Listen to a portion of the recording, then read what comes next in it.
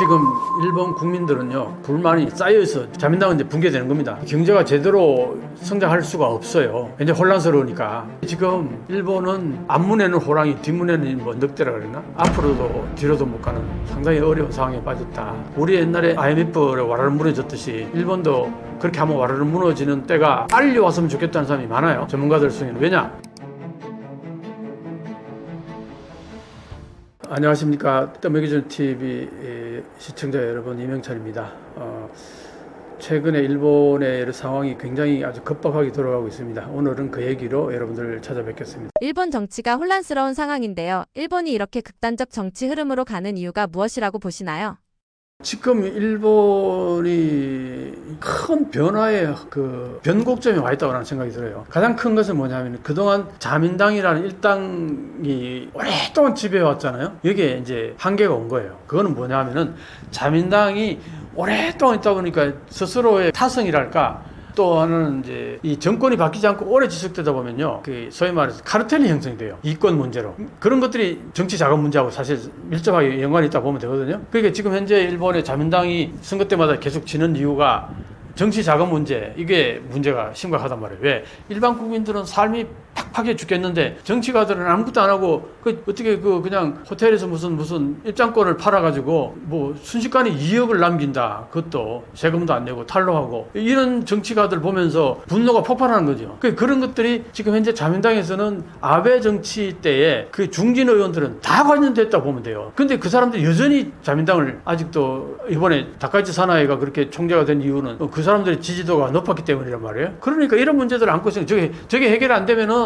계속 이제 선거에서 문제가 발생하는 거예요. 그러니까 자민당이 소위 말해서 이제 과반을 넘겨가지고 안정적인 의석을 확보해가지고 정치가 안정적으로 그동안 유지돼 왔는데 지금은 앞으로는 가면 갈수록 자민당 정치가 쪼그라질 거란 말이에요. 왜? 공명당하고 분리되면서 공명당의 그 지지표가 얹혀가지고 떨어질 만한 국회의원들이 많은 사람들이 당선됐다. 이 얘기를 내가 이제 앞에서도 말씀드렸는데, 그러니까 이런 문제가 이제 발생할 거예요. 이제 공명당하고 완전히 분리 돌아섰으니까. 그러면 자민당이 지금 197석이 다음 선거 때는 150석, 140석, 그보다 더 적으면 120석이 될 수도 있어요. 이렇게 되면 정치 불안이 일본에는 완전히 한마디로 다수당이 없는 상태에서 막 그냥 쪼개지는 거죠. 완전히 다수당으로 어느 한 당도 압도적으로 의석수를 확보하지 못하는, 그러면 합종 연행이 계속 일어나야 된단 말이에요. 그게 정치 불안을 야기할 거라고요. 그래서 그런 의미에서 이제 일본이 정치적인 불안정, 이게 그동안에 자민당이 저렇게 오래 지속됐던 정치적 안정 때문에 저렇게 오래 유지할 수 있었거든요. 그런데 그게 이제 붕괴되면은 앞으로 일본 정치는 계속 이합집산하고 야당은 넘어왔다, 여당은 넘어왔다, 또 총리도 한 1년 만에 또 교체되고 이런 어떤 정치적 불안이 계속 일어날 가능성이 없지 않아 있다고 봅니다. 그거는 정치가 불안하면요, 경제가 좋아질 수가 없어요. 그런 의미에서는 일본은 지금 현재 어떤 혁명적인 변화가 앞으로 다가올지도 모른다. 그게 뭔지는 모르지만 그런 어떤 전조 조건이 지금 이번에 자민당이 저렇게 분리되면서 국민당하고 분리되면서 소수당으로 이제 전락하면 지금 총리 선출 과정이 굉장히 복잡다단해진 거, 이게 아주 그대로 말해주는 거예요. 미국과 관세 협상에 대한 일본의 분위기는 어떤가요? 이제 관세 협상을 잘했다고 초기에는 평가가 높았죠. 그게 뭐냐? 5,500달러를 미국에 투자하는 대신에 자동차 관세를 25%에서 15%로 10% 내릴 수 있었다. 여기에 대해서 일반적인 평가는 초기에는 긍정적이었어요. 왜냐? 일본은 자동차가 되게 중요하거든요. 그리고 자동차 수출이 미국이 굉장히 많고, 미국의 자동차 수출이 수익이 500억에서 600억 달러 그 사이란 말이에요. 굉장히 많잖아요. 그죠? 그러니까 일본은 실제로 자동차가 수출에 차지하는 비율이 거의 30% 가까이 됩니다. 그러니까 일본 자동차가 수출에서 문제가 발생하게 되면은 일본 전체 문제가 경제 전체 문제가 심각해지는 거거든요. 그래서 어떻게든 이 자동차 관세를 낮추는 게 최고의 목표였다고, 일본 입장에서는. 그 외에 다른 큼직한 수출이 뭐 있나요? 일본은 없어요. 자동차라고요. 한국은 어떠냐? 거기에 비해서. 한국은 조선업도 있고, 그죠? 군수품도 있고, 지금은. 그 다음에 반도체도 있고, 자동차도 있고, 그 다음에 K-푸드, 뷰티 같은 것도 있고, 굉장히 다양해요. 수출품들이. 그리고 우리는 핸드폰도 있고, 삼성전자의 가전제품이라든가, 이게 굉장히 다양합니다. 근데 일본은 딱 보면 자동차밖에 없어요. 눈에 띄게 수출해 뭐 그 큰 덩어리로는. 그러니까 그 자동차 관세를 어떻게든 내리는 거 그게 그 가장 포커스가 그게 주어졌던 거죠. 근데 그걸 이제 25% 15%로 내렸다. 아직 한국은 25%인데 여기에 대해서 높게 평가해 줬던 거죠. 그랬는데 문제는 최근에 이제 비판이 막 쏟아졌던 이유는 뭐냐니까 트럼프가 5,500억 달러를 현금으로 뭐 선입금 이딴 소리를 하니까 이게 무슨 일이냐? 이게 말이 되느냐? 하면서 난리가 난 거죠. 뭐 한국도 마찬가지 아니에요. 3,500억 달러 뭐 현금 선불이라고 그러는 순간 말도 안 되는 소리, 무슨 날강도 같은 소리 하고 앉았네.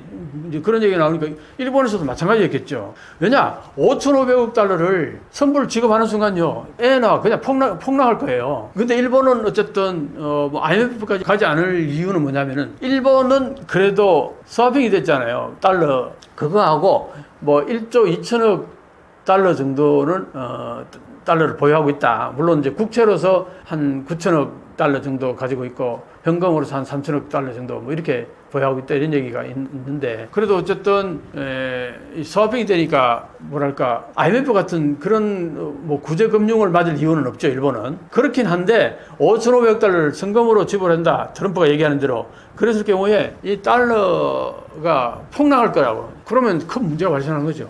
수입 물가가 높아지고 그럼 그 수입 물가 높아져서 이제 국내에 들어오면은 국내 물가로 증가가 돼가지고 국내 물가가 또 올라갈 거 아니에요. 그러면 이제 일반 서민들은 임금은 안 올라가는데 물가만 올라가면 실질 임금은 마이너스 되고 자 거기까지는 또 괜찮은데 이 물가를 잡아야 되잖아요. 물가를 잡아야 되는데 물가를 잡으려면은 금리를 올릴 수밖에 없어요. 유일한 방법이 그거예요. 물가를 잡는 건 금리를 올리는 거죠. 그 금리를 올리는 순간 이자 일본 은행이 안고 있는 부채로 인해서 지불해야 될 이자가 천문학적인 숫자로 늘어나는 거예요. 그럼 이게 재정 파탄이 올 가능성이 많다는 거죠. 그런 문제 때문에 이 5,500억 달러를 현금으로 선입금 트럼프가 그 얘기했을 때 난리가 난 거죠. 일본에서도. 그래서 이제 우리 그런 얘기 많이 나옵니다. 뭐 이면 합의했다. 뭐 미일 간에 서로 합의를 하고 한국을 IMF로 가도록 뭐 어떻게 했다 이런 얘기 유튜브에서 가끔 이제 보이잖아요. 그게 무슨 말이냐니까 사실은 그 아카자카 그 담당상이 말이죠. 협상할 때 어떻게 얘기했냐면 1~2% 정도만 현금으로 투자를 하고 나머지 금액은 융자나 융자 보증이었어요. 우리도 마찬가지로 그렇게 얘기를 하고 있고. 그러면 어떻게 그게 이제 일본의 입장은 그거고 트럼프는 5,500억 달러를 현금으로 뭐 선입금한다 이런 얘기는 이게 안 맞잖아, 그죠? 근데 일본이 얘기한 게 그게 사실은 맞았던 거예요. 그러니까 그게 트럼프가 저렇게 강력하게 얘기하니까 일본에서 발칵 뒤집어지니까 아카자와 담당상이 얘기를 안 밝힐 수가 없는 거예요. 그래서 사실은 현금이 아니고 1% 정도만 현금 투자하고 나머지는 융자하고 융자 보정해 주는 거였다. 이거였어요. 그런데 어떻게? 트럼프는 일본은 5,500억 달러를 현금으로 선입금하기로 했다. 한국 너희들도 3,500억 달러를 현금으로 입금해라. 이거였잖아요. 그런데 아까자와 담당상이 그게 아니라고 얘기하는 순간 트럼프가 우리한테 사기친 게 되는 것이 된 거예요. 그만큼 이게 큰 이제 임팩트가 있는 얘기였단 말이에요. 그래서 이제 아카자와 씨가 그렇게 밝힘으로 인해 가지고 한국 정부 입장에서는 협상력이 확 올라간 거죠. 봐, 너희들 트럼프 네가 지금 현금은 입금하라 그러지만 말도 안 되는 소리 아니냐. 일본하고도 그렇게 협의한 게 아니지 않냐. 이렇게 된 거예요. 그러니까 앞으로 어떻게 될지 모르지만 일본의 입장에서는 분명히 1% 정도 현금으로 투자하고 나머지는 일본 정부가 융자를 하거나 융자 보정을 해주는 거다. 이렇게 본 거예요. 그리고 그것도 뭐 한꺼번에 하는 게 아니라 어느 정도 기간을 잡고서 그게 하는 거니까 한꺼번에 그 돈이 나가는 게 아니다. 그렇게 얘기를 하면서 그리고 또 하나는 이제 이런 얘기까지 했어요. 지금 현재 엔화 가치가 떨어지잖아요. 147엔에서 153엔까지 막 가잖아요. 155엔, 160엔까지 가잖아요. 그렇게 되면은 자동차 수출을 하는 게 관세를 15% 내는 게 그게 다 만가위가 된다는 거예요. 일본 말로. 거기서 수출해가지고 벌어들인 그 돈에서 그게 엔화가 평가절하가 되면서 예를 보세요. 1달러 벌면은 147엔이었던 것이 160엔이 되면은 국내에 들어오면은 돈을 많이 버는 게 되잖아요. 그러니까 많이 벌게 된 그 돈, 그 액수 정도가 관세를 내고도 남을 수 있거나 그걸로 충분히 보충이 될 수 있다. 이렇게 되는 거예요. 그러니까 일본 입장에서는 그 관세 내는 거에 대해서 15% 정도는 그렇게 크게 부담스럽지 않다. 이렇게 얘기를 설명을 했어요. 일본은 월급이 잘 오르지 않는 나라인데 그 와중에 물가가 오르면 더 큰 타격이지 않을까요? 아, 그럼요. 아니, 일본은 저 몇 년 전, 2년 전만 해도 1달러당 105엔에서 110엔에 있었단 말이에요. 그런 게 지금 147엔, 150 몇 엔, 뭐, 이제, 닭까지 산하게 되면 160엔까지 가는 거는 뭐 기정사실로 보고 있단 말이에요. 그렇게 되면은 일반인들의 생활 그 수익이 한 40% 그냥 까지는 거나 마찬가지예요. 어디 해외에 나가려고 딱 마음 먹는 순간 40% 까지는 거나 마찬가지야. 국내에서는 그렇게까지는 그게 안 되겠죠. 물론 국내에서는 이제 그 물가가 오른 만큼 이제 마이너스가 되는 거겠죠. 그 물가는 오를 수밖에 없잖아요. 엔화가 그렇게 떨어지면은 수입 물가가 올라가고 연쇄로 물가가 올라가게 됐어요. 근데 물가가 올라가는데 내가 얘기했잖아요. 물가가 올라가는데 금리를 올려야 되는데 금리를 지금 못 올린단 말이에요. 특히 닭가치 산하에는 금리를 절대 못 올리게 했었어요. 왜? 적극 재정을 펴면서 금리 올리는 거는 이게 서로 앞뒤가 안 맞는 얘기잖아요. 금리는 고정시켜 놓고 적극 재정을 펴야지 그 효과가 있는 건데, 그럼 만약에 물가가 올라간다 해서 금리 올리는 순간 닭가치 산하에 적극 재정 의미가 없어지는 거예요. 그러니까 금리를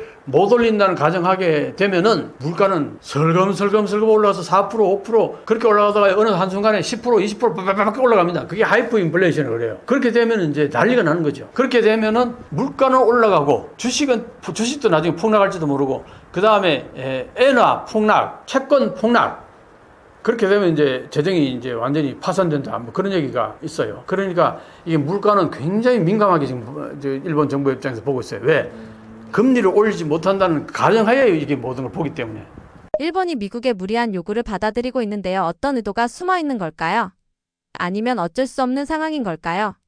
뭐 사실 일본은 지금까지 전후에는 거의 미국에 의존하고 있었다고 해도 과언이 아니죠. 자, 그럼 일본이 왜 그렇게 됐냐니까 이거예요. 요거는 꼭 아셔야 돼요. 패전하고 난 다음에 거기에 군국주의자들이 다 추방이 됐어요. 심판을 받거나 감옥에 가거나 사형당하거나 추방되거나 그랬다가 냉전이 터지면서 미국이 추방했던 사람들 다 원위치 시켜가지고 복권해주면서 그 사람들 다 지금 소위 말해서 일본 정부의 중추적인 자리에 다 되돌려온 거예요. 이게 특히 자민당이 그래요. 자민당. 옛날 보수 정치가들이 다 추방되는 사람들이 많았는데 그 사람들이 다 복권되면서 자민당으로 다시 돌아온 거예요. 그러니까 어떤 마음이 들겠어요. 추방됐다가 이제 완전히 내전 끝났다고 생각했던 사람들이 다시 좋은 자리로 와서 그 다음에 한국전쟁으로 인해가지고 떼돈 벌고 그래서 그 뒤로 경제가 완전히 제2의 경제대국으로까지 올라갔잖아요. 이 과정들이 전부 미국에 의해서 그렇게 된 부분이 많아요. 그러니까 이 사람들이 어떻게 생각하겠어요? 미국에 대해서 엄청나게 고마워하겠죠. 그러니까 미국은 미국 앞에만 서면은 고개가 자동적으로 수그러진다는 얘기를 합니다. 보수 정치가들은. 왜? 미국이 자기들을 살려줬고 경제도 이렇게까지 부흥하게 해줬고, 물론 플라자 합의 1985년 플라자 합의 그 다음에 86년 미일 반도체 협정 이 두 가지를 인해 가지고 그때부터 일본이 정체되고 잃어버린 30년이고 뭐 이렇게 간 부분은 없지 않아 있지만, 그 전까지 일본이 끝을 모르게 경제 성장을 하고 막 재패니즈 넘버원 하고 막 그렇게까지 가게 했던 것들은 다 미국의 힘에 의해 가지고 그렇게 된 거거든요. 그러니까 이 자민당이 정권이 유지되는 한 미국에 대해서는 고개를 들지를 못해요. 미국 앞에만 가면은. 그런 어떤 것이 이제 이번에 85년도에는 플라자 합의를 그대로 수용한 거고, 이번에는 또 이 압력을 그대로 수용할 수밖에 없었던 거죠. 맥락에서 보면 그렇게 나오는 겁니다. 반면 일본 국민들은 겉으로 순응하면서도 속으로 불만이 크다고 합니다. 이런 태도는 일본 사회의 오랜 강자 순응 심리에서 비롯된 건가요? 지금 일본 국민들은요, 불만이 쌓여있어 지금 폭발 직전이죠. 그러니까 지난번 자민당이 2번이나 이제 총선거에서 다수당을 확보하지 못했던 이유가 거기에 있는 거죠. 그러니까 지금 이 폭발 불만이 좀 더 가면요, 자민당은 이제 붕괴되는 겁니다. 내가 볼 때는 다음 선거 때는 붕괴된다고 봅니다. 왜냐? 공민당하고도 갈라섰고, 그리고 그 갈라서게 된 게 결국 뭡니까? 닭가치 산하에 정치 자금 문제도 있었고 역사 문제도 있었잖아요. 그죠? 닭가치 산하에는 뭐 거구에 속하고 야수근 진자는 매년 총리가 돼서 매년 가겠다고 하면 늘 뭐 입에 달고 다녔던 사람이니까. 그리고 반중 정치가 굉장히 강하고, 공민당은 중국에 대해서 상당히 호의적이에요. 그러니까 공민당 입장에서 보면은 닭갈치 산하의 그 주변에 괴를 같이 하는 정치가들의 정체성은 도저히 받아들일 수 없는 거예요. 그러니까 앞으로 자민당 지금 닭갈치 산하에 같은 저런 정치가들, 자민당에 있는 저 보수 우익들의 정치가들이 내가 볼 때는 앞으로 총리를 낼 수 있는 환경이 아니라 갈수록 이제 그렇게 되면은 이제 앞으로 야당하고 자민당하고 사이에 그 많은 당들이 이합 집산하는 과정이 이제 하나의 정치가 뭐 그 흐름으로 이제 갈 텐데, 그러다 보면은 이 경제가 제대로 성장할 수가 없어요. 이제 혼란스러우니까 어떤 한 정책을 일관성 있게 이렇게 밀고 나가기 어렵단 말이에요. 그렇게 되면은 일본 서민들의 입장에서는 이 잘못하면은 엔저로 인해 가지고 물가만 올라가고 임금은 그 따라가지 못하고, 그렇게 되면 이제 계속 더 힘들어지는 거예요, 삶이. 거기다가 뭐 일본은 내가 번 봉급에서 뭐 이렇게 저렇게 떼나가지고 실제로 내 손에 잡는 게 50% 좀 넘는다 그래요, 내가 번 돈에서. 그러니까 엄청난 부담인 거 아니에요. 그래서 그런 부분들 때문에 세금을 좀 줄여달라고, 이제 그게 지금 국민들의 여론인데, 그걸 챙겨주려고 보면은 결국 국채를 찍어내서 빚을 더 찍어내야 될 거 아니에요. 그게 문제가 발생한다 얘기잖아, 아까 그 메커니즘으로 인해 가지고. 그러니까 이게 지금 일본은 스틸메이트가 된 거예요, 스틸메이트. 앞으로 나가지도 못하고, 뭐 앞문에는 호랑이, 뒷문에는 뭐 늑대라 그랬나? 그런 얘기를 누가 썼더라고요. 앞으로도 뒤로도 못 가는 상당히 어려운 상황에 빠졌다. 그래서 한 번은 우리 옛날에 IMF를 와라를 무너졌듯이 일본도 그렇게 한번 와르르 무너지는 때가 빨리 왔으면 좋겠다는 사람이 많아요, 전문가들 중에는. 왜냐? 그렇게 해서 기존의 여러 가지 부조리한 것들이 와르르 무너져야 새로운 뭐가 어떤 시스템이 만들어진다 이거예요. 그러니까 그게 혁명적으로 어떤 그런 어떤 외압에 의해 가지고 와르르 무너져야지. 우리도 IMF 이후에 완전히 체질 개선이 됐잖아요. 그래서 지금 이렇게 많은 급속도로 발전해온 부분도 없지 않아 있다고 봅니다. 뭐 IMF가 긍정적인 측면만을 내가 얘기하는 게 아니라 물론 상당히 부정적인 측면도 많았죠. 그렇긴 하지만 어쨌든 기존의 시스템이 무너지고 새로운 시스템이 형성되면서 그때 우리는 디지털 쪽으로 완전히 방향을 틀었단 말이에요. 그게 지금 현재 한국이 이렇게 발전하게 되는 원동력이 됐다고요. 그 일본도 내가 볼 때는 지금 현재 자민당이 이제 소위 말해서 오래된 한마디로 낡아 빠진 정당이라고 보면 돼요. 그게 낡아 빠지게 되면 그게 온갖 이제 먼지가 묻게 되고 거기에 쓰레기가 쌓이게 되고, 지금 자민당이 그렇단 말이에요. 정치자금 문제라든가 그 문제가 되는 것들이 계속 쌓여는, 그게 해결이 안 되고 계속 쌓여오니까 문제투성이의 정당이 된 거예요. 저 정당이 무너지고 사라져야지 새로운 어떤 정당이 형성되고, 거기에서 새로운 어떤 시스템이 형성되고, 그렇게 해야 새로 발전이 있을 거라고 보거든요. 그렇게 되면은 그동안에 이제 뭔가 카르텔이 형성됐던 이권들이 전부 다 새롭게 다 그게 이제 무너지면서 새로운 정치 시스템이 이제 만들어진다. 그렇게 돼야지 일본이 또 새로운 스타트가 될 것 같은데, 거기에 가기까지는 내가 볼 때 앞으로 엄청난 혼란이 계속 이어질 거다, 그렇게 이제 봅니다. 일본이 마주할 경제 위기가 한국에게는 기회가 될 수 있을까요? 사실은 제가 그동안 한일 역전이라는 얘기를 이제 많이 해왔잖아요, 그죠? 지금이 보면은 한국은 우리는 혼란기를 한번 거쳤죠. 거쳐서 이제 정리 단계에 들었었고, 새로운 정치 리더십이 안정을 찾아가고 있죠. 그리고 우리는 대통령제다 보니까 강력한 정치 리더십이 앞으로 4년 반 정도 강력하게 우리는 밀어붙일 수 있어요. 그리고 지금 현재 상황을 보면은 뭐 좀 섣부른 얘기일 수는 있지만, 지금 야당이 하는 행태를 보게 되면은 야당이 다시 정권 잡을 가능성은 상당히 희박하다고 보면은, 이어져서 계속 한마디로 정치적 안정은 계속 이어질 거라고 보거든요. 5년 후에도. 그러면 한국은 굉장히 정치적으로 안정이 된 상태에서 강력한 리더십을 가지고서 일사불란하게 뭔가 정책을 펴나갈 수 있단 말이에요. 거기에 비해서 일본은 내가 지금까지 얘기했듯이 지금 자민당이 이제 붕괴되면서 이합 집산하는 그 야당들의, 소위 말해서 야당들이 저렇게 많이 분리된 이유는 다 서로 의견이 달라서 그렇게 분리된 거거든요. 근데 저게 의견 일치, 통일을 이거 하는 게 굉장히 어려워요. 조금 전에 얘기했듯이 입헌민주당하고 국민민주당조차도 힘들어요. 사실은 국민민주당은 입헌민주당에서 갈라져 나온 정당이거든요. 그럼에도 불구하고 지금 현재 야당이 통합하는 데 있어 가지고 입헌민주당이 담화기를 총리 후보로 내세우고 야당이 통일하자, 합치자, 연정을 하자 이렇게 하는데도 같은 당에서 나왔던 당조차도 사실 쉽지가 않아요. 그러니까 여기에 유신의회는 완전히 또 새로운 당이잖아요. 또 다른 당이란 말이에요. 그 다음에 국민당은 또 다른 당이고, 이런 야당들이 같이 한꺼번에 뭉쳐가지고 뭘 한다는 게 굉장히 어려워요. 자민당하고 또 유신의회하고 지금 뭘 같이 한다고 그러는데, 유신의회는 또 자민당은 또 다른 부분. 왜냐? 유신회는 오사카를 중심으로 지역당이라고 해도 과언이 아니에요. 그런 부분들이 있기 때문에 한계가 있다는 거죠. 그러니까 이게 합치더라도 다수당이 못 되는 거예요.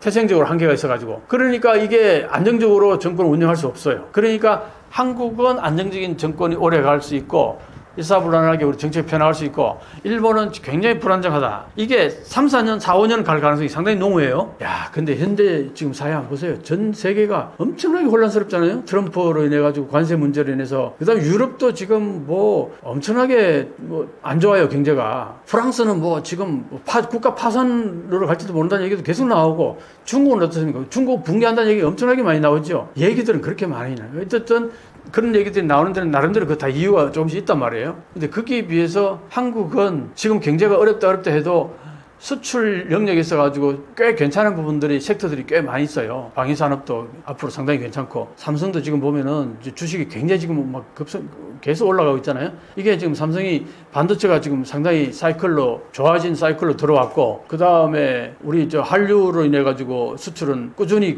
여러 가지로 긍정적인 부분들이 많고, 그 다음에 뭐 그런 여러 가지들을 보면은 한국은 나름대로 탄탄한 부분들이 있어요. 물론 국내 자영업자들이 어렵고 이런 것들은 사실은요, 이런 것들은 대기업이 수출을 아무리 잘 돼도 이 국내 이 자영업자들은 어려우면 변함없이 어려울 거예요. 왜? 거기에 파이가 너무 적은데 그게 너무 많은 사람들이 들어가 있는 거예요. 그러니까 앞으로 이제 국가 경제 정책은 이 자영업자들에게 일거리를 마련해주고, 뭔가 여기에서 그 레드오션 쪽으로 계속 들어가는 그 시스템을 차단하면서 어떤 풍요로운 일자리를 마련해주는 그런 작업이 이루어져야 돼. 그리고 그런 작업을 하기 위해서는 사실은 한국이 지금 막 미국에다 3,500억 달러 막 투자하고 이런 것들이 지금 미국에서 저런 식으로 해가지고, 저러면은 우리 투자 못한다고 한국에 투자하게 되면은 얼마나 일자리 많이 늘어나겠어요. 이제 그런 문제들, 그런 것도 구조적인 문제고, 그건 엄청난 큰 정치적인 얘기이기 때문에, 그러니까 한국의 이 정치 리더십이 안정이 되면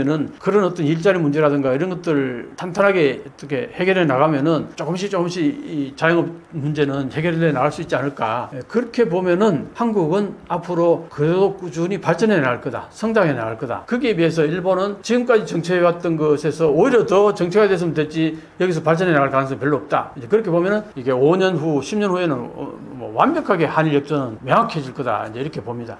타마키 유이치로 대표가 야당 연합의 중심으로 거론되고 있습니다. 그가 새로운 총리가 될 수 있나요? 그러니까 다마키 총리가 될 가능성이 상당히 있었어요. 그동안 이제 그 입헌민주당이 140 몇 석이 되잖아요. 140 몇 석인데, 제1야당이란 말이에요. 지난번에는 제1야당 대표를 총리 후보로 세우고 다른 야당들이 손을 잡자 이러니까 다른 야당들이 손을 안 잡았어요. 그러니까 이제 입헌민주당이 그러면 좋아, 이번에는 총리 후보 우리 당 대표 안 내세울 테니까 국민민주당 대표 다마키 씨가 총리 후보로 나오면 어떠냐 하고 이제 타진하는 거죠. 근데 다마키 씨는 이제 총리가 되고 싶은 마음은 분명히 있어요. 당연히 하겠죠. 정치가로서 누구나 다 총리가 되고 싶어 하죠. 근데 다마키 씨 같은 경우도 지금 이 기회에 자기가 가장 총리가 될 수 있는 기회라고 생각을 하는데, 이제 문제는 뭐냐니까, 다마키 씨는 입헌민주당이 있다가 분리돼서 나왔어요. 왜 나왔겠어요? 이걸 이제 알아야 되는 거예요. 그게 뭐냐니까, 국민민주당 다마키 씨는 그 안전보장 문제에 있어가지고 입헌민주당하고 미묘하게 달라요. 예를 들어서 이제 집단적 자위권 행사 있잖아요. 그 미국이 어디서 전투를 치를 때 그 자위대가 같이 전투를 치를 수 있는 이걸 집단적 자위권 행사라 그래요. 과거에는 이제 헌법 구조로 의해 가지고 이게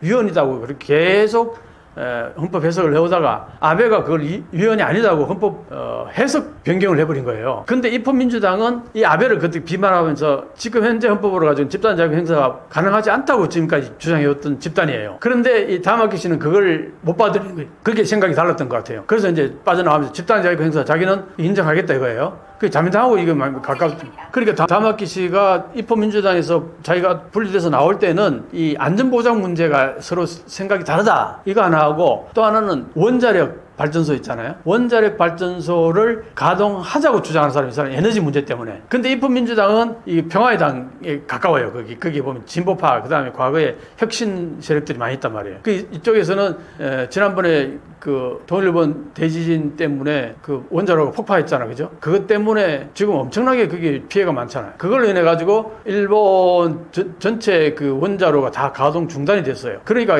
지금 일본의 에너지 문제가 굉장히 심각한 거죠. 전기료도 굉장히 비싸. 비싸고 이런 문제를 결국은 해결하려면은 원자로를 재가동할 수 있도록 해야 된다. 이 주장들이 자민당 내에서도 서서히 이제 나오기 시작하는 거예요. 그런데 이 다마키 씨는 이걸 굉장히 주장하는 겁니다. 이게 해결이 돼야지 에너지 문제가 해결할 수 있다 이렇게 보는 거죠. 그러니까 이 두 개 문제하고 입헌민주당하고 이게 서로 다른 거예요, 견해가. 그러니까 다마키 씨는 입헌민주당이 내가 주장하는 이 두 가지를 받아들이면 하겠다 이렇게 얘기하는 거예요. 그러니까 입헌민주당이 과연 이걸 받아들일 수 있느냐의 문제인 거죠. 이 정당에 어떻게 보면 정책에 있어가지고 이거는 어떻게 보면은 그 정당의 존립 이유일 수도 있잖아요. 선거를 할 때에 그것 때문에 표를 찍었다. 집단자유권 행사 인정 안 하기 때문에 평화를 사랑하는 일본의 민주 시민들은 그래서 입헌민주당 찍었을 가능성이 상당히 높아단 말이에요. 그런데 다마키 씨가 주장하는 집단자유권 행사 이거는 그거 가능하다고 했을 때 엄청나게 반대하는 그 여론이 많았단 말이에요. 이 부분이 가장 첨예하게 지금 대립되는 거예요. 거기다가 또 하나는 이제 뭐냐니까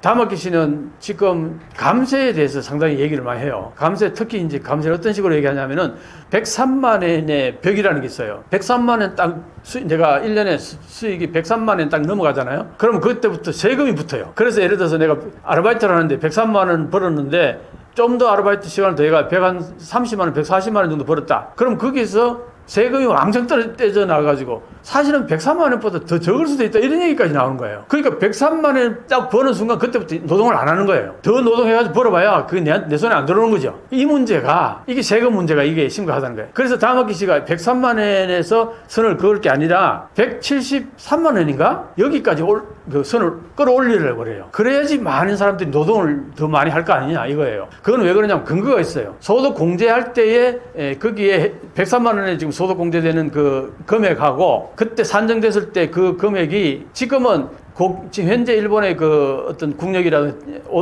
GDP의 비율로 환산했을 경우에는 173만 원에 해당된다는 거예요. 그러니까 지금 어떻게 일본의 GDP라든 이런 것들은 여러 가지 변화가 많았는데 과거에 세금 계산 딱 선을 그었던 그 시점에 그 정했던 그 룰이 수십 년 전에 정해놓은 룰이 지금까지 하나도 안 바뀌었다 이 얘기예요. 그럼 이 룰이 지금 현실에 맞게 적용했을 경우에 173만 원이니까 그렇게 된다 이 얘기예요. 그렇게 그걸 적용하자 이게 다마키 씨. 그랬을 경우에 얼마만큼의 세금이 덜 그치느냐 그렇잖아요. 103만 원 이상이면 저희 세금 걷었던 걸 173만 원까지는 세금을 안 걷는다 얘기니까 그게 한 11조엔 정도 되는 것 같더라고. 그럼 이 돈은 그럼 어디서 가져올 거냐? 지금 현재 세금을. 그 문제를, 자민당 이시바 시게루 총리 때는, 아니, 지금도 세금이 많이 안 거쳐가지고 국채를 찍어내고 해가지고 빚으로 지금, 재정을 운영하고 있는데, 거기에 세금이 더 덜 거치게 되면 이제 더가 빚은 더 늘어날 거 아니냐? 이 문제를 심각하다. 이렇게 본 거예요. 그런데 어쨌든, 야당이 지난번에 선거할 때에 일본 그 선거 투표 여론은 어쨌든 감세해서 생활 궁핍함을 좀 해소해달라. 이게 여론이었어, 완전히. 야당 전체가 다 감세를 얘기했다고요. 그리고 다카이치 사나이조차도 감세를 얘기해요. 유일하게 이시바 시게루 그쪽 계열만 그렇게 했을 경우에는 나라 국가 재정이 엉망이 된다. 큰 문제가 발생한다. 해가지고 그걸 안 받아준 거예요. 그래서 결국에는 선거에서 진 거 아니에요. 그러니까 이제 다카이치 사나이가 되든, 다마키가 되든 이게 이 감세 문제가 있는 거예요. 근데 이런 문제를 이제 입헌민주당하고 같이 얘기를 하려니까 사실은 입헌민주당의 대표가 노다 대표인데요. 이 사람이 소비세를 5%에서 8% 올렸고 8% 10% 올린 이 장본인이에요. 근데 이 사람이 다마키 씨가 이렇게 감세하자 그러니까 거기 응하겠다 이렇게 얘기를 하는 순간 여론이 막 빗발치게 비난하는 거예요. 입헌민주당 대표를. 당신이 말이야 옛날에 세금을 그렇게 올려놓고 이제 와서 지금 세금 내려갔다니까 이게 정치가가 그때는 뭐고 지금은 뭐냐? 지금 그렇게 감세할 것 같으면 그때 왜 세금 그렇게 올렸냐? 뭐 이런 얘기가 막 나오는 거예요. 그래서 뭘 얘기하고 싶으냐면은 다마키 씨가 총리가 되려면은 입헌민주당하고 이 문제가 해결돼야 되는데 이게 쉽지가 않은 거예요. 이 정책 문제하고 감세 문제 이 두 가지가 그러니까 집단주의적 행사 인정하냐 마느냐 그 다음에 원자로를 재가동하느냐 마느냐 여기에다가 감세 문제까지 이게 이제 서로 합의가 돼야지 같이 이제 손을 잡고서 총리 후보로 자기가 나서겠다 이렇게 얘기가 되는 거예요. 이게 쉽게 안 되는 거라. 그러는 이 과정 속에서 제대로 된 이제 정치가들은 이런 얘기를 많이 합니다. 그거는 공명당하고 사실 자민당하고 연립할 때도 정책 차이가 엄청났다. 양당도. 그래도 어떻게 해서 연립을 하고 난 다음에는 어떻게든 조절해 나가면 된다. 그거는 사실은 그렇게 큰 문제가 아니다. 가장 큰 문제는 뭐냐? 자민당으로부터 정권을 뺏어오는 게 가장 중요한 문제다. 야당을 지지해온 사람들은 전부 그렇게 얘기하죠. 그러니까 야당끼리 좀 합쳐라. 그 얘기를 계속하는 거예요. 여론 중에서도 이제 이런 문제가 있는데 이러는 와중에 이게 사실 진전이 별로 잘 안 되는 이런 와중에 자민당이 유신의회를 끌어들인 거예요. 근데 사실 유신의회도요, 고이점이 있죠. 다카이치 사나이하고 이번에 붙어도 경쟁했던 고이즈미 신지로가 총재가 되면은 자민당하고 유신의회도 다시 끌어올리고 그래. 그러니까 유신의회는 고이즈미 신지로하고 잘 맞았다는 거예요. 그랬는데 고이즈미 신지로하고 다카이치 사나이하고는 잘 안 맞잖아요. 이게 서로 또 자민당 내에서도. 근데 유신의회가 고이즈미 신지로를 그동안 밀었는 이쪽의 성격으로 볼 때 자민당하고는 연합 안 할 줄 알았거든요, 나는. 근데 지금 막 얘기가 막 진전되어 가고 있는 거예요. 그러니까 다마키, 국민민주당 다마키 대표가 되게 이제 배신당한 듯한 느낌을 갖게 된 거예요. 다카이치 사나이가 총재가 돼서 제일 먼저 만난 사람이 다마키 대표였어요. 그리고 지금 이제 다마키 대표가, 입헌민주당하고 이제 얘기하고 막 이렇게 얘기하니까 자민당이 유신의회를 끌어다가 국민민주당 너희들하고 안 해도 상관없어. 유신회하고 하겠다. 이런 식으로 얘기 되어버리니까 다마키 씨는 이제 열이 난 거죠. 화가 난 거죠. 그 얘기가 지금 진행되고 있어요. 그러니까 지금 완전히 막 한마디로 엉망이에요. 왜냐하면 서로 안 맞는 억지로 이제 갖다 붙이려고 그러니까 이게 일본 정치가 많은 그 어떤 의미에서는 정책들이 다양하게 있으면 그 정책과다 생각이 다 다른 사람들이 조금씩 나와가지고 야당이 됐단 말이에요. 그러다 보니까 이게 합의되기가 참 어려운 거예요. 그래서 어쨌든 지금은 아직은 뭐라고 딱 얘기할 수 없는데 다마키 씨가 총리가 될 가능성이 전혀 없는 건 아닌데 지금 현재 상황으로 보면은 다카이치 사나이 총재가 유신회하고 상당히 지금 진전이 되고 있다. 그 유신회하고 손을 잡게 되면은 여기서 이제 다카이치 사나이가 총리가 될 가능성이 상당히 농후해졌죠. 지금 상황이 그렇습니다. 다카이치는 아베의 충실한 계승자로 불리는데요. 아베와 어떤 관계가 있나요? 이제 아베는 이제 자기가 굉장히 그 자민당 내에서도 굉장히 우익적인 인식을 가지고 있었어요. 그런데 자민당 내에서도 보면은 자민당 내가 굉장히 스펙트럼이 넓어요. 아주 거구에서부터 상당히 진보적인 생각을 갖고 있는 그 중에서 이시바 시게루 지금 총리 같은 경우에는 상당히 진보파에 가까운 거죠. 그런데 아베는 자기 후계자를 키우기 위해서 여러 가지 노력을 했는데 이 여성 의원들이 아베의 의견을 굉장히 잘 받아들여 주는 거예요. 사실은 그 다카이치 사나이의 전에 이나타 도모미인가 그런 또 한 여성 의원이 있었어요. 방위성 장관까지 시켰어요. 그때 아베가. 그래 키우려고. 그랬는데 중간에 어떤 그 약간의 문제가 트러블이 발생하면서 아베가 안 되겠다 하고 이제 내 후계자로는 어렵겠다. 그러는 과정 속에 그 여성 의원들이 여러 명이 그게 아베의 그 소위 말해서 유지를 받아들이려고 굉장히 그런 게 있잖아요. 정치가들이 자기가 살아남으려면 어떻게 해야 살아남을까? 아베하고 굉장히 가까워지는 게 살아남는 최선의 방법이다. 그러면 어떻게? 아베가 주장하는 것들을 적극적으로 받아들이는 거죠. 그러니까 아베의 우익적인 생각들을 오히려 자기가 조금 더 한 발 더 나가가지고 막 주장하고 이러므로 아베한테 굉장히 이쁨을 받는 사랑을 받는 이런 형상이 내가 볼 때는 다카이치 사나이가 과거에는 이렇게 우익적이지 않았어요. 그러니까 아베하고 가까워지면서 자민당하고 가까워지면서 자기가 살아남으려면 아베하고 가까워져야겠고 아베의 어떤 강력한 지지를 받아야겠고 그러려면 아베의 생각들을 충분히 받아들이고 어떤 의미에서는 좀 더 자기가 더 나아가는 주장을 해서 굉장히 이쁨을 받는 사랑을 받는 이런 정치가 되야겠다. 그 과정을 거쳤다고 나는 봐요. 그래서 이제 다카이치 사나이가 그렇게 우익적인 인사가 됐다고 나는 보는데 그거는 왜 그러냐면은 앞에 수십 년 동안 그 처음에 다카이치 사나이가 정치할 때 그 생각들을 보면은 절대 그렇게 보수적이고 우익적이지 않았어요. 그걸 보고서 이제 판단하건대 그렇게 볼 수 있다는 겁니다. 공명당의 지지가 있어야 하는 상황에서 공명당이 이탈을 했는데요. 다카이치가 위기를 극복할 수 있는 상황인가요? 그러니까 이제 다카이치 사나이가 지금 그걸 극복하기 위해 가지고 유신회하고 이제 접근을 하고 있는데 말씀드렸듯이 유신회하고 접근해가지고 연립여당을 형성하면은 당장 총리 되는 데는 문제가 없어요. 총리는 그렇게 해서 연립여당이 된다고 그랬을 경우에 총리는 될 거예요. 그럼 그 다음에 뭐가 문제냐? 그 다음 선거가 문제라는 거죠. 아까 얘기했잖아요. 선거가 공명당이 있을 때는 공명당이 그 전국적으로 각 그 지역구마다 2만 표 가까이 표가 있었다는 거예요. 그 표가 자민당 의원들을 사실은 아주 미세한 경쟁에서 그 2만 표로 인해 가지고 쉽게 당선되는 의원들이 굉장히 많은 거죠. 그래서 지난번 중의원 선거 때에 득표수에서 공명당이 얹었을 한 2만 표 정도를 빼보니까 낙선할 의원들이 한 93명 정도 된다. 수치로 보면은. 딱 2만 표라고 이제 산술적으로 계산했을 때 그렇다는 거예요. 뭐 정확히 2만 표일지는 알 수 없으니까 정확하다고는 못 보지만 그래도 어쨌든 거의 40% 가까이는 지금 현재 자민당 의원들이 다음 선거 때 낙선할 가능성이 상당히 농후하다는 거예요. 공명당이 지지 안 해줄 경우에. 이거 엄청난 문제잖아요. 그러니까 이 문제를 안고 있는 거예요. 그러니까 다카이치 사내에는 지금 현재 공명당이 떨어져 나옴으로 해서 총리가 될 가능성이 희박해졌다. 그 순간에 가장 악수 최악의 선택, 차악이라고 해야 되나? 유신회하고 손을 잡음으로 인해 가지고 총리는 될 거예요. 그런데 이게 지지 기반이 그렇게 과반이 안 되기 때문에 이게 야당이 어쨌든 그 협조를 받아야 된단 말이에요. 그러니까 굉장히 지지 기반이 허약하잖아요. 그래서 오래 못 갈 가능성이 많다. 그래서 오래 못 가서 막 이제 해산하고 이제 또 총선거로 갔을 경우에 자민당이 이제 박살이 날 가능성이 상당히 농하다. 이렇게 이제 보는 겁니다. 2달 전만 해도 140엔대 후반에서 안정세를 보이던 엔화가 다카이치 등장 이후 연일 추락 중인데요. 어떤 의미가 있는 걸로 보시나요?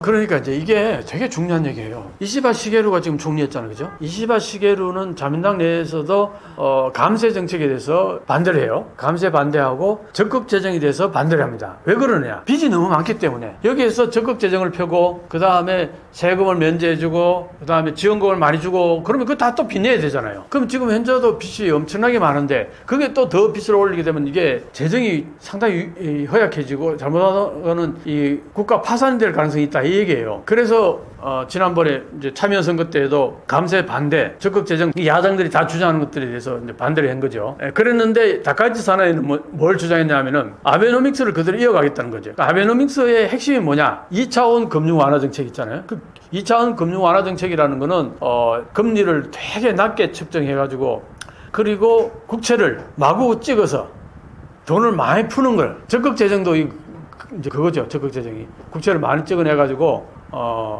돈을 시중에 많이 뿌리는 거예요. 그 왜 그렇게 하느냐? 지금 현재 이시바 시게루 정권이 긴축 재정을 하고 감세 정책을 시행하지 않고 그렇게 졸라매면서 경제를 운영해 보니까 그렇게 경제가 좋아지느냐 하면 좋아지지 않는다는 거예요. 그러니까 다시 아베노믹스로 가는 거예요. 왜? 돈을 좀 풀어서 소비를 진작시키자. 그게 사실 아베노믹스가 계속 해온 얘기잖아요. 그렇게 10년 동안 거의 했는데 사실 그것도 실패했잖아요. 그래서 이시바 시게루는 그렇게 했는데 이것도 뭐 뚜렷한 일본의 경제 성장이라든가 뭐 좋은 결과를 내지 못하니까 다시 다카이치 사나이는 그걸 주장하는 거예요. 그리고 여론이 어쨌든 세금을 좀 감면해주라. 생활이 힘들다. 먹고 살기 힘들다. 그리고 적극 재정을 해가지고 돈을 좀 많이 풀어서 경기 진작을 좀 해주라. 뭐 이런 얘기를 이제 선거에서 보니까 여론이 그렇게 형성된 거예요. 그 야당이 다 그렇게 주장하고. 그 다카이치 사나이는 거기에 다 적극적으로 호응을 하려고 그러는 거예요. 그러니까 자민당 내에서 이시바 시게루하고 다카이치 사나이하고 경제정책이 정반대죠. 자민당 내에서. 근데 고이즈미 신지로는 이시바 시게루하고 같은 그 궤를 하고 있어. 정책 면에서. 이런 상황이죠. 그러니까 다카이치 사나이가 총리가 이제 될 가능성이 있다. 총재가 딱 되자마자 돈을 많이 풀 거라는 거 아니까 돈 많이 풀게 되면 어떻게 돼요?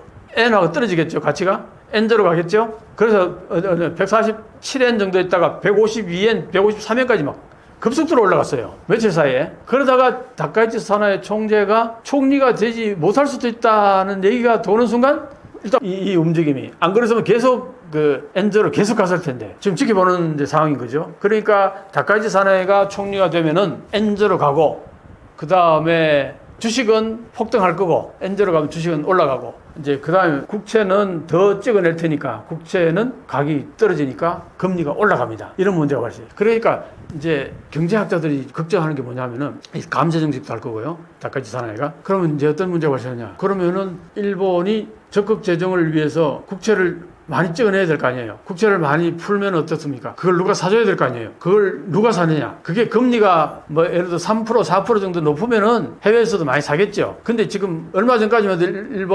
일본은행이 1% 이하로 누르기 위해서 YCC 정책을 폈단 말이에요. 그러니까 지금 국채 10년물이 1.67인가 그렇게 이제 이자가 그렇게 나와요. 그래도 낮잖아요. 그죠? 3, 4% 정도 돼요. 보통 국채는 보통 그 정도 이자를 주는데, 그러니까 이제 결국 그거 안 팔릴 거 아니에요, 시중에서. 일반 국민이 이제 사면 사겠지만, 그럼 결국 그건 누가 사야 되냐? 다시 또 일본은행이 사들여야 된다 이거예요. 그런데 일본은행이 작년 7월 달에 빚이 너무 많아서, 지난번에 0.5%까지 이자가 올라갔잖아, 그죠? 과거에는 이자가 마이너스나 뭐 0.1이니까 이 일본은행이 빚을 많이 안고 있어도 이자를 지불할 돈이 그렇게 크지가 않았어요. 근데 이제 지난번에 5%까지, 0.5%까지 금리를 올렸잖아요.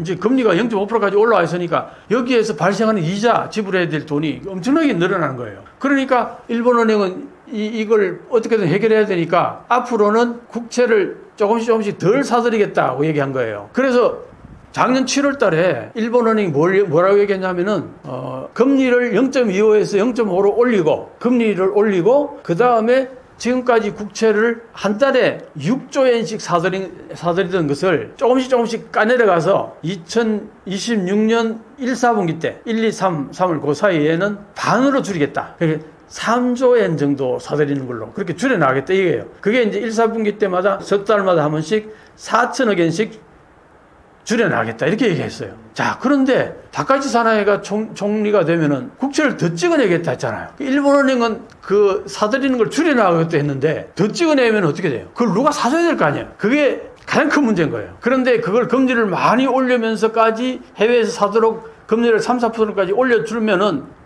일본은행이 안고 있는 이 부채 때문에 그 이자가 완전히 어마어마하게 불어나는 거예요. 그러니까 그 금리를 그렇게 많이 못 올리잖아, 그죠? 많이 못 올려주면은 일본 국채가 매력이 없는 거죠, 해외에서는. 그럼 누가 사느냐 이거예요. 별로 살 데가 없어요. 그럼 결국 또 일본은행이 사야 되는데, 그 일본은행이 조금씩 줄여나가겠다 했던 것은 일본의 금융 정책의 정상화를 향해서 나아가다가 다시 거꾸로 간다는 얘기잖아요. 그러면 어떤 문제가 발생하니까 해외에서 일본 국채, 이거 잘못하다가 큰 문제가 생기겠는데 갑자기 가격이 폭락하는 거 아니냐? 여기에 대한 이제 우려를 한다는 거죠, 시장이. 그러면 지금 가지고 있는 일본 국채가요, 지금 조금씩 해외에서 구매한 게 늘어나가지고 지금 8%에서 10% 정도 된다는 거예요. 이걸 갑자기 해외에서 전부 다 팔아버리는 순간 일본 국채는 폭락하는 거죠. 그렇게 되면 이제 일본 국채를 누가 사줄 사람이 없는 거잖아. 그럼 일본 정부는 재정을 어떻게 만들어낼 수가 없어요. 국채를 찍어내도 누가 사줄 사람이 없잖아. 그럼 재정이 이제 파탄 나는 거죠. 이 문제가 있는 거예요.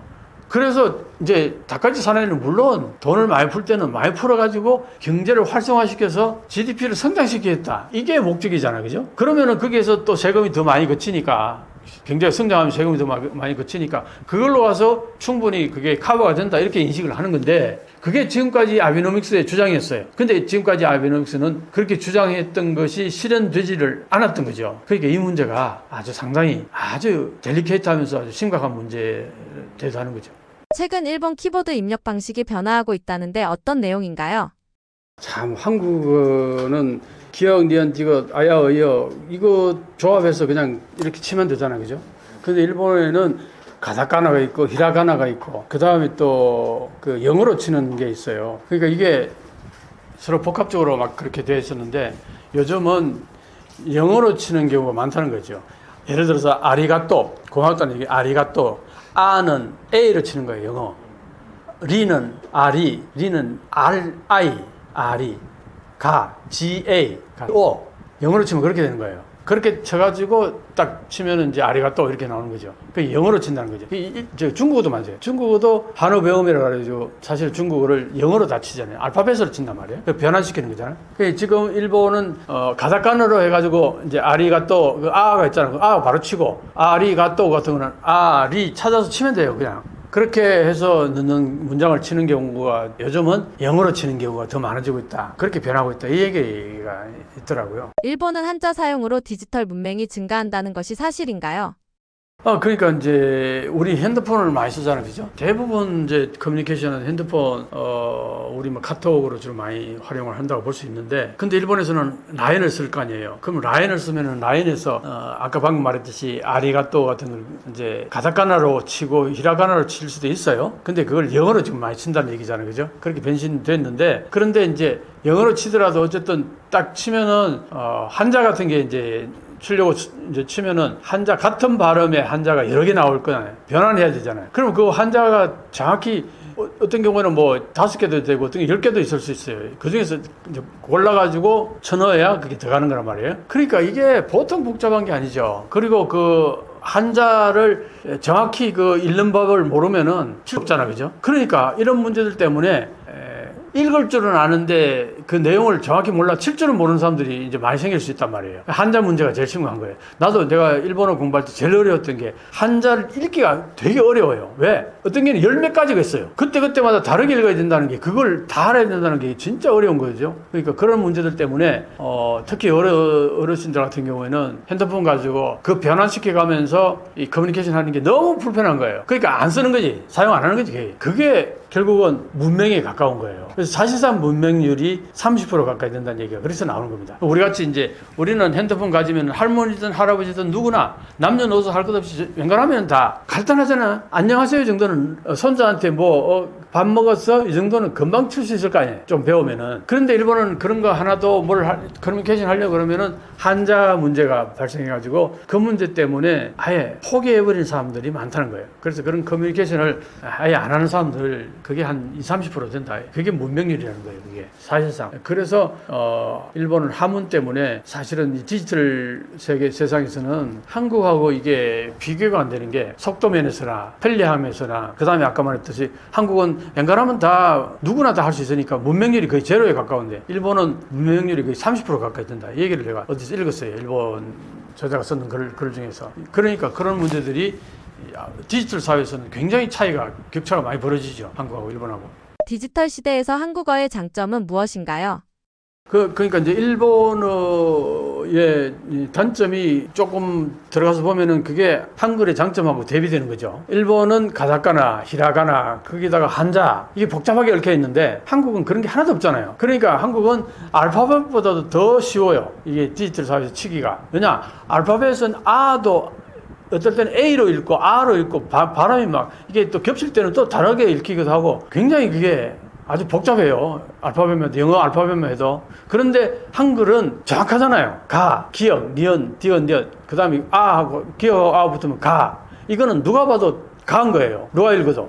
그러니까 한국의 소위 말해서 우리 기역, 니은, 디귿, 니은. 이거는 너무나 그 디지털화된 세상에서는 편리하다는 거죠. 그러니까 스피드가 굉장히 빨라요. 그거는 또 어떤 의미에서는 AI 앞으로 발전해 나간 데 있어가지고는 AI 입장에서는 한글은 읽기가 너무 쉬운 거예요. 이게 다섯 붙이면 바로바로 연결되고 그러니까. 그런데 한번 생각해서 일본어 같은 경우는 한자 변환시키는 그런 문제들, 그것들 AI로 다 그렇게 한다는 게 한글하고 비교하면은 바로 그냥 갈 수 있는 거죠. 그래서 한글 가지고 앞으로 디지털 사회를 진전시켜 나간 데 있어서는 스피드라든가 어떤 난이도에 있어 가지고는 타의 추정을 불허하는 하나의 문자인 거죠. 젊은 일본인들이 한류를 접하면서 한국어를 배우려고 하는 움직임이 늘어나고 있는데 이에 대해 어떻게 생각하시나요? 일본인들이 이제 한국 드라마를 보고 나서 특히 이제 지난번에 주인공이 한국인 남자였던 드라마가 있어요. 그런데 묘하게도 이 주인공이 한글로 얘기를 해요. 한국어로. 그런데 드라마를 처음에 방영할 때는요, 그 실시간 방영 시에는 자막을 안 달아요. 안 달아줘요. 그러니까 일본인들이 보면서, 저 한국 주인공 멋진 저 주인공 남자애 얘기하는지 궁금하잖아요. 그래서 그걸로 가지고 한국어 공부하는 계기가 됐다는 얘기 굉장히 많았어요. 근데 그 재방송 때는 밑에 자막을 달아준다는 거예요. 재방송에서는. 그러니까 드라마를 이제 이해하려면은 재방송을 이제 봐야겠죠. 자막을 봐야 되니까. 그게 불편하잖아. 그러니까 이제 한글 공부하자 해가지고 바로바로 이제 들을 때 바로 이해할 수 있도록 그러려고 한국어 공부하는 젊은 친구들이 많아졌다. 그 얘기는 내가 들은 적이 있어요. 그건 젊은 사람만 해당되는 게 아니겠죠. 그 드라마를 본 사람들은 다 그런 어떤 이제 나름대로 충동 같은 걸 받았겠죠. 한국어 공부 좀 해야겠다. 그래서 한국어 공부하는 사람들이 많아졌다. 그런 것도 있고, 또 하나는 방금 얘기했듯이 일본의 라인을 쓰면서 그 라인이 이제 한국 거라는 것도 알게 되고 이제 하면서 한국의 디지털화가 일본보다 훨씬 더 발달되어 있구나, 훨씬 더 선진국이구나, 이런 이제 얘기도 하면서, 그리고 이제 한글을 사용해 보니까 너무 편하잖아요. 그러니까 그걸로 가지고 젊은 애들끼리는 서로 쉽게 대화가 되고 하니까 이게 번져나가기 시작한 거죠. 커뮤니케이션 때문에. 그래서 K 드라마를 보고 드라마를 이해하기 위해서 공부하는 사람도 있고, 그렇게 하다 보니까 이제 라인 같은 걸로 이제 이 커뮤니케이션 하는 데 있어 가지고 한글이 쉽게 이게 입력이 되니까 대화가 굉장히 쉬운 거죠. 그래서 조금은 배우면은. 그리고 뭐 젊은 애들이 뭐 엄청난 문장들을 많이 필요하지 않잖아요. 일상적인 대화에서 어디 갈래? 뭐 빵 먹으러 갈까? 아니면 뭐 하러 갈까? 우리 어디 갈까? 뭐 간단한 용어들이잖아요. 그런 것들은 한글로 하면 굉장히 빠르다는 거예요. 쉽게. 그러니까 이게 급속도로 번져나간다는 거예요. 그러니까 언어가 그렇게 이제 변해나가면은 일본에서 한국어를 그렇게 많이 사용한다는 것은 한국에 대한 이미지가 어떻겠어요? 좋아질 수밖에 없겠죠. 당연히. 그런 의미에서는 한글은 한일 관계에 있어서 엄청난 하나의 매개체로서 역할을 할 거라고 봅니다. 앞으로도. 한국어를 많이 접하면서 한국에 대한 인식도 같이 변했을까요?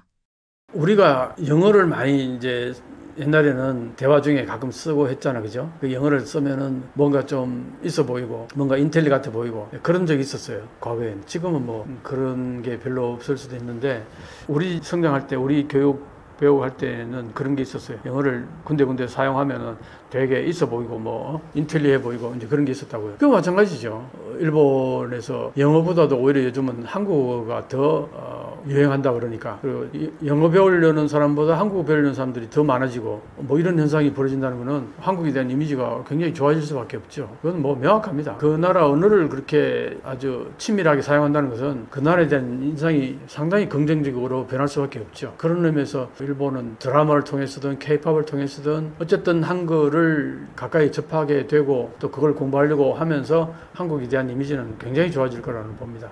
그래서 사실은 지금까지는 여전히 한일 관계는 뭐 역사 문제라든가 여러 가지 뭐 독도 문제라든가 이런 걸로 인해서 그 건널 수 없는 강 같은 게 분명히 강력하게 존재하는데 미래에는 조금은 달라질 거라고 봐요. 물론 뭐 영토 문제는 그렇게 쉽게 해결되는 문제는 아니죠. 그렇긴 한데 역사 문제라든가 이런 부분들은 지금 현재 젊은 세대가 한글을 그렇게 아주 나중에는 뭐 웬간한 대화는 한글로 충분히 커뮤니케이션 될 수 있는 이 정도까지 많은 사람들이 그렇게 된다 그래 봐요. 한국에 대한 이미지가 엄청 좋아지지 않겠어요? 그러면 그때 이제 한일 역사 문제 같은 거 얘기하면은 한국에 대해서 거기에 대해서 분명히 사죄하고 이런 것들은 그렇게 거부 반응이 없을 거라고 봐요. 그렇게 되면 한일 관계는 뭐 급속도로 좋아지겠죠. 26년 만에 자민당과 공명당의 연립여당 체계가 붕괴되었습니다. 왜 붕괴된 건가요? 그러니까 이제 자민당하고 공민당하고 이렇게 같이 이제 연립여당을 한 게 26년이 됐는데 26년 결혼 생활에서 이제 이혼을 하게 된 거죠. 붕괴됐어요. 사실상 공명당이 이제 떠나간다고 명백히 이제 말을 밝혔고 이제 그 과정이 왜 그렇게 이제 됐느냐 하니까 다카이치 사나의 총재가 기본적으로 공명당을 싫어해요. 거기다가 다카이치 사나이를 이번에 총재로 강력하게 밀었던 누굽니까? 아소다로. 이 아소다로는 공명당을 거의 암적 존재로 아주 묘사를 했었어요. 그 전에. 그러니까 이제 공민당 입장에서 보면은 다카이치 사나이가 총재가 되고 나서부터 요소에다가 뭐랄까 임명을 하는데 직책을 임명하는 데 있어 가지고 공명당을 대부분 싫어하는 사람들만 다 앉혀놓는 거예요. 그러니까 요직에 앉은 사람들하고 다카이치 사나이도 마찬가지고 뭐 아소다로는 말할 것도 없고 이 사람들하고 공민당하고 이게 대화가 안 되는 사람들이다. 그게 대화 파이프가 완전히 사라졌다는 겁니다. 지금까지는 그래도 자민당에서 총리 아니면은 뭐 간사장이라든가 아주 강력한 1인자, 2인자, 3인자 정도 되는 사람들 중에서는 반드시 공민당하고 대화가 아주 잘 되는 분들이 항상 그 자리에 있었어요. 근데 이번에는 다카이치 사나이는 그 중에 공민당이 가장 싫어하는 사람들만 다 앉혀놓은 거예요. 그러니까 공민당 입장에서 볼 때는 이게 뭐야? 이렇게 된 거죠. 이게 이제 그냥 떠나가라는 얘기나 마찬가지네? 안 그래도 그동안에 이렇게 여러 가지로 불만이 많이 쌓인 게 있었는데 도저히 안 되겠다 하고 이제 이번에는 그냥 떠나버린 거예요. 그래서 뭐 붕괴된 겁니다. 자민당 정치자금 문제가 계속 거론되고 있는데요. 연립 붕괴의 원인이 된 건가요? 공명당이 일단 다카이치 사나의 총재가 되자마자 세 가지를 요구를 했었어요. 첫째, 역사 문제에 있어가지고 너무 우쪽으로 가지 않아서 좋겠다. 거기에는 가장 핵심적인 것은 야스쿠니 진자 참배를 삼가해달라. 그거 하나 하고 또 하나는 이제 외국인을 너무 그렇게 혐오하거나 외국인을 멸시한다거나 그 외국인에 대해서 예를 들어서 저편 패스트를 외치면서 외국인을 배척하는 이런 정책을 좀 안 했으면 좋겠다. 그 둘째가 이거였고 세 번째가 뭐냐니까 정치 자금 문제. 이게 가장 컸어요, 사실은. 그동안 이제 자민당에 사실 지금 선거 2번이나 다 참패한 이유 중에 하나가 이 선거 자금 때문이거든요, 사실은. 그러니까 공민당 입장에서는 이 정치 자금 문제가 대부분 누구에게 있었냐면은 아베파 중진 의원들한테 있었어요. 그러다 보니까 이걸로 인해 가지고 자민당이 선거에 계속 지는데 거기에 같이 휘말려 가지고 공명당도 표가 자꾸 줄어들고 의석수가 줄어드니까 여기에 대해서 창가학회, 그러니까 이제 공명당을 지지해주는 종교 집단인 창가학회에서 이 부분에 대해서 굉장히 불만을 많이 제기했었어요. 그 소위 말하는 신자들이나 지지자들이. 그래서 그 부분을 이제 강력히 요구를 한 거죠. 다카이치 사나이한테. 첫째, 선거 자금 문제가 있는 사람들을 요직에 앉히지 말았으면 좋겠다. 그리고는 이제 그 선거 자금 자체를 이렇게 기업으로부터 받아들이는 그 지부를 좀 축소했으면 좋겠다. 자민당 같은 경우는 지역에 그 지부가 엄청나게 많은데 거기서 전부 다 정치 자금을 다루게 되면 이게 문제가 발생할 가능성이 소지가 있다. 이래가지고 이제 도도부연이라든가 아니면 뭐 본부라든가 이렇게 딱 지정을 해가지고 거기에서만 헌금을 받고 이렇게 그걸 관리할 수 있도록 이제 그렇게 하자 그랬더니 다카이치 사나이가 이 부분에 대해서는 거의 안 받아들였어요. 그래서 가장 상징적인 인물이 누구냐면 하게우다라는 사람은 선거 자금에 있어서 우리 돈으로 한 2억 좀 넘는 돈을 문제가 발생했던 거예요. 그게 탈루되고 선거 자금에 있어서 2억 넘는 돈이 기재가 안 되고 이마에 포켓한 거나 마찬가지인 거죠. 그걸로 인해 가지고 지난번에 사실 공천도 못 받았어요. 그랬던 사람을 지금 간사장 대리에다 앉힌 거예요. 간사장이라는 거는 사실 넘버 2거든요. 사실은 총재 다음에 넘버 2가 간사장이란 말이에요. 그 자리에다가 가장 문제 있는 인물을 앉힌 거예요. 공명당이 가장 싫어하는 사람을, 가장 그게 앉혀서면 안 된다고 하는 사람을 그 자리에 앉힌 거예요. 그러니까 그걸 보고서 이 사나이하고는 도저히 같이 갈 수 없다. 이제 이렇게 이제 된 거죠. 그러니까 정치 자금 문제 세 가지 얘기 중에서 사실 두 가지는 다카이치 사나이가 어느 정도 수용을 했다 그래요. 야스쿠니 참배하는 것도 웬간하면 좀 삼가겠다 그렇게 얘기를 했고, 외국인 그 문제도 뭐 외국인이 사실 뭐 어떤 의미에서는 일본에다 돈을 벌어다 주는 사람들이잖아요. 그런 의미에서 보면은 그거는 그렇게 큰 문제가 안 된다. 그건 얼마든지 받아들일 수 있다. 근데 정치 자금 문제 이거는 뭐냐 하면은 다카이치 사나이를 지지하는 세력이 누구냐 하니까 아베파란 말이에요. 근데 아베파의 중진들이 대부분 다 선거 자금 문제가 있다고요. 그러니까 공명당이 선거 자금 문제가 있는 의원들은 배제시켜달라. 이 문제는 다카이치 사나이에게는 이게 아주 핵심적인 문제인 거죠. 그러니까 그 부분이 서로가 안 맞는 거죠. 어떻게 면에서는. 그래서 그 부분이 연립 붕괴에 있어서 아주 핵심적인 요인이었다. 이렇게 얘기할 수 있습니다. 일본에서는 곧 새 총리를 뽑을 예정인데요. 정권이 교체되는 건가요? 글쎄 이 부분이요. 지금 이 부분이 가장 지금 갑론을박이 심합니다. 그전 같으면은 자민당 총재가 딱 뽑히는 순간 바로 총리가 됐죠. 대부분 지금까지는. 왜 그러느냐? 그거는 이제 자공 연립 여당이 항상 과반수를 넘었기 때문이죠. 과반을 차지했기 때문에 총재 이꼬로 바로 총리가 됐단 말이에요. 근데 지금은 자민당하고 공민당은 그때 합하더라도 이게 과반이 안 되잖아요. 그러니까 총재로서 그다음 이제 총리가 되려면은 이 과반을 넘어서 표가 확보돼야 되는데 그 문제가 미묘했었어요. 그랬는데 공명당이 그냥 떠나가 버리니까 이제 더 문제가 된 거죠. 다카이치 사나이가 총리가 될 가능성이 많이 멀어졌다. 이렇게 된 거예요. 자, 그런데 여기에서 이제 문제가 뭐냐니까 자민당하고 공명당이 있었는데 공명당이 떨어져 나가면서 자, 그럼 이 야당이 이제 똘똘 뭉치면은 야당의 총리가 나올 수 있잖아요. 그럼 야당이 입헌민주당하고 유신의 회, 그 다음에 국민민주당, 그 다음에 공명당이에요. 공명당을 일단 떼놓고 얘기하자고요. 공명당이 지금까지 28년 동안, 26년 동안 이제 연립 여당이 있어서 여당의 성격이 강했으니까 이번에 다카이치 사나이한테는 표를 안 준다 하지만 약간의 여당하고 그래도 오랫동안 살아왔기 때문에 바로 딱 돌아서기는 좀 그러니까 일단 내버려 둔다 그러면 총리 지명 선거가 있어요. 1차 투표 때 이게 과반을 차지하게 되면 총리가 돼요. 그게 233석이에요. 근데 자민당 의석이 197석인 거예요. 197석이니까 많이 모자라잖아요. 그러니까 이제 공민당하고 합치고 그 다음에 또 좀 더 끌어오고 이렇게 이제 하려고 그랬는데 그런데 이제 공민당하고 합쳐지는 경우에는 사실 야당이 합쳐지지 않으면은 이게 압도적으로 이제 수가 많은 거잖아요. 그죠? 그런데 지금 이번에 야당에서 입헌민주당이 140몇 석인 거래요. 그 다음에 유신의 회가 37석이고, 그 다음에 국민민주당이 24석인가 그 정도 될 거예요. 27석인가 그렇고, 아마 공명당이 24석인가. 이제 이렇게 쭉 되는데, 이제 의석 수는 내가 정확히 조금은 다를 수 있어요.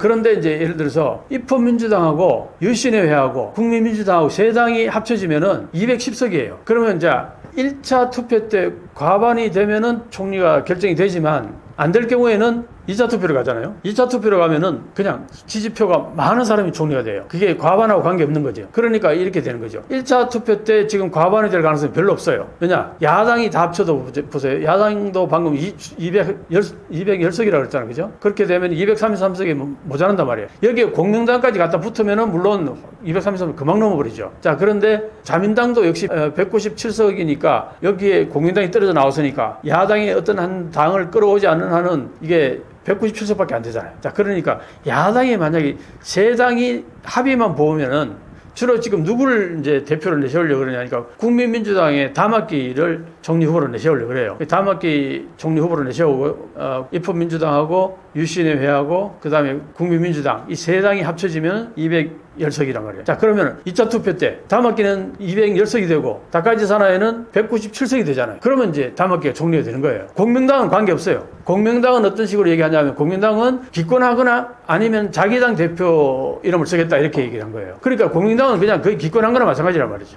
그러니까 자민당 한 당하고 야당 세 당이 합쳐졌을 경우는 야당 세 당에서 총리가 나오는 거예요. 자, 이게 지금 그런데 이렇게 흘러가나 했는데 오늘 어떤 기사를 봤더니 지금 자민당하고 유신의회하고 지금 얘기가 되고 있어요. 연합을 하려고 그래요. 아까 유신의회가 37표라고 그랬죠. 그러니까 이게 197석하고 합하면은 231석인가 230석인가 그래요. 그럼 두세 표가 좀 모자라는데 두세 표 정도 모자라는데 그래도 어쨌든 두 당이 합치면은 공명당이 야당으로 완전히 가지 않는 이상은 여기서 이제 다카이치 사나이가 총리가 될 확률이 상당히 높죠. 지금 이렇게 흘러가고 있어요. 그런데 여기서 이제 큰 문제가 뭐냐니까 자민당하고 공명당하고 왜 사실은 지향점이 굉장히 달라요. 자민당은 굉장히 보수적이고 뭐 극우까지도 있고 그런데 공명당은 사실은 이 평화의 당이거든요. 그 자민당하고 사실은 이게 성격이 잘 안 맞아요. 그럼에도 불구하고 그동안 이렇게 오랫동안 26년을 같이 이렇게 연립 여당으로서 오랫동안 지속되어 올 수 있었던 이유가 뭐냐니까 이 자민당은 이제 안보라든가 뭐 경제 쪽 이런 쪽으로 자기 공약 같은 걸 그대로 추진하고 공명당은 주로 어떤 복지라든가 그 다음에 복지하고 무슨 뭐 서민들 위주로 또 평화 같은 이런 문제 그 다음에 헌법 개정을 못하게 하는 이런 역할 요것으로 만족했는데 그걸로도 충분히 역할을 한 거예요. 자민당이 헌법 개정하는 거에 대해서 국민당의 있음으로 해서 이 헌법 개정이 안 됐거든요. 이런 역할을 굉장히 중요한 역할을 했다는 거죠. 평화의 당으로서는 굉장한 역할을 해왔다. 그래서 이게 이제 서로 맞물려서 딱 이제 조합이 된 거죠. 여기에 또 하나 가장 중요했던 게 뭐냐니까 선거를 하잖아요. 선거를 하면 이제 소선거구제니까 그 지역구에 한 사람만 당선이 되거든요. 그러니까 그 한 사람이 당선되는 데 있어가지고 공명당 표가 자민당을 밀어주는 거예요. 그런데 묘한 게 공명당은 전국적으로 신자들이 있는데 특히 이제 도쿄에 많겠죠. 근데 그게 지역구마다 한 2만 표 정도씩 표가 있는 거예요. 보통 막 8, 9만 표, 10만 표 넘어가고 막 그런 이제 그 정도인데 그게 2만 표가 더 얹히는 거예요. 자민당만 이제 나섰을 때 입헌민주당하고 이렇게 굉장히 대립이 격한 이런 지역구 같은 데서 공명당이 2만 표를 더 얹어주면은 거의 당선되는 게 자민당이 대부분 당선되는 거예요. 그건 뭘 말하느냐 하면은 앞으로 공명당하고 이제 떨어져 나가서 서로 분리돼 버리잖아요. 그렇게 되면 공명당이 이제 자민당 후보자를 지지할 이유가 없잖아요. 지지 않을 거란 말이에요. 그렇게 되면은 지금까지 보면은 각 지역구마다 자민당 표가 공명당 표가 2만 표 정도 있다고 보면은 2만 표 정도를 그러면 깎아냈을 때에 지난번에 당선된 사람이 몇 명이나 낙선하느냐 봤을 때 93명이 낙선한다는 거예요. 197명 중에서 93명이 2만 표를 깎았을 경우에 다른 당 후보가 그 2만 표 차가 안 나게 당선됐다 얘기죠. 그래서니까 이게 문제가 이제 심각한 거예요. 그러니까 앞으로 이제 예를 들어서 유신의회하고 연합해가지고 연립 여당이 된다 하더라도 유신의회는 오사카 중심으로 표밖에 없어요. 그 오사카 대도시 중심으로 의원이 다 뽑힌 사람들이니까 전국구가 아니란 말이에요. 그럼 자민당 입장에서는 이제 지금 현재로서는 유신회하고 연립해가지고 총리가 된다 하더라도 다음 선거 때에 자민당 의원들이 197명 의원들이 한 최소한 30-40%는 우수수 다 떨어질 가능성이 농후한 거예요. 이 문제가 가장 심각한 겁니다. 그러니까 다카이치 사는 지금 급하니까 유신회하고 손을 잡는데 유신회하고 손 잡는 순간 공명당하고는 이제 완전히 두 번 다시 손을 잡을 수 없는 거예요. 왜? 공민당 유신회하고는 거의 상극이나 마찬가지예요. 그러니까 이런 얘기입니다. 지금 그나마 이 부부가 헤어졌다 하더라도 아직 여부는 좀 남아있을 수 있잖아요. 그죠? 그런데 이 헤어진 뭐 부인인지 남편인지 모르지만 이쪽이 가장 싫어하는 사람하고 다시 재혼하려고 그러는 거예요. 그러니까 이렇게 재혼하는 순간 여기에는 더 이상 이제 연관고리가 완전히 끊어지는 거죠. 그렇게 되면은 자민당이 지금까지 190 몇 석, 200석 가까이 이렇게 그동안 의원수를 이제 확보를 했는데 이게 거의 반수로 110명, 120명대로 떨어질 가능성이 농후하다 이렇게 된 거예요. 그러니까 지금 사실은 오늘 여기까지 내가 들어보니까 자민당하고 유신회하고 손을 잡으려고 그러는 것 같아요. 그렇게 해서 일단 다카이치 사나이가 총리가 되는까지는 가능할지 모르지만 문제는 그 다음인 거예요. 요거 끝나고 내가 오래 못 갈 거라 보거든 이것도. 왜냐하면 이것도 다수당이 아니기 때문에 오래 못 갈 거란 말이에요. 그럼 해산하고 오래 못 가서 해산해서 예를 들어서 총선거를 치렀을 때 자민당이 완전히 박살날 가능성이 많아요. 그래서 그걸 잘 아는 사람은 지금 공명당하고 이 분리되고 나서 유신회하고 손잡는 거는 이거는 완전히 자민당의 사망선거나 마찬가지다 이런 얘기를 하는 사람도 있어요. 어쨌든 지금 그런 상황 속에서 지금 진행되고 있는데 유신회하고 손을 잡아서 어쨌든 다카이치 사나이가 총리가 될 수는 있을지 몰라도 그래도 올해는 못 갈 거고 그 다음에 다시 총선거가 치러졌을 경우 자민당은 정말 이제 붕괴될 가능성이 상당히 농후하다 이렇게 보는 겁니다. 오늘도 많은 말씀을 나눴는데 제가 최근에 한일 역전 제 채널에 또 영상을 올렸습니다. 한 9개월 정도 쉬다가 최근에 올렸는데 오늘 그 말씀드린 일본의 정치 상황, 굉장히 복잡한 정치 상황을 아주 쉽게 설명해 놓은 영상들이 있으니까 와서 또 구독해 주시고 좋아요도 눌러주시면 감사하겠습니다. 저는 뭐 제 채널도 앞으로 계속 열심히 나갈 거고 또 역시 떼먹이준 TV에도 또 여러분들 자주 찾아뵙도록 하겠습니다. 감사합니다.